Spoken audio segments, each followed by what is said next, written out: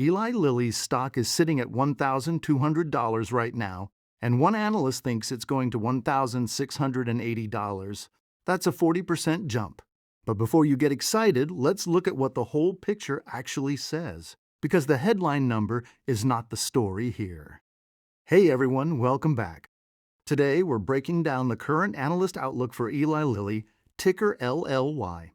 The price targets, the ratings, and more importantly, what these numbers actually mean before you make any decisions. Let's get into it. So here's what we're looking at. Current price, $1,200.06. The average one-year price target from 26 analysts is $1,273.38. That's about 6% upside. Now here's the range that matters. High estimate, $1,680. That's nearly 40% above today's price. Low estimate, $850. That's almost 30% below today's price. That's a massive spread.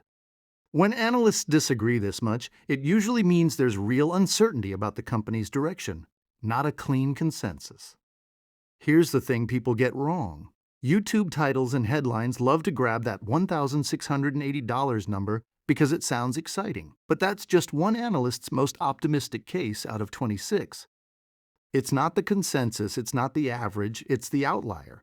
The number that actually reflects the collective view of Wall Street is $1,273, just 6% above where the stock sits today. That's a much more modest and realistic picture.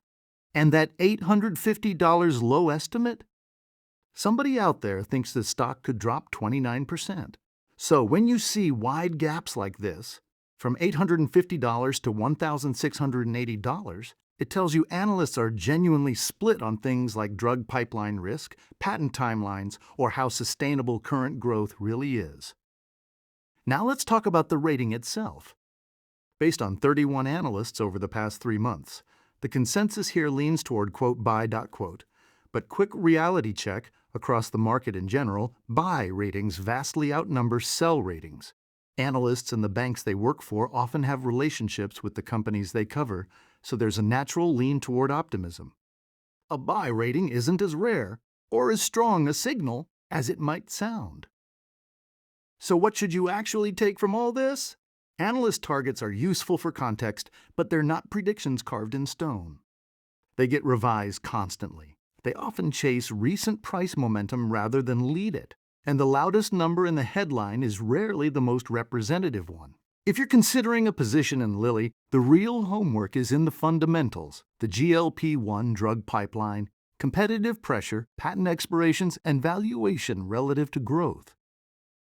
That's where the real answer lives, not in a single analyst's optimistic guess. That's the breakdown on Lilly's current analyst outlook. If you found this useful, drop a like, subscribe for more stock breakdowns, and let me know in the comments. Are you bullish or bearish on Lilly right now? See you in the next one.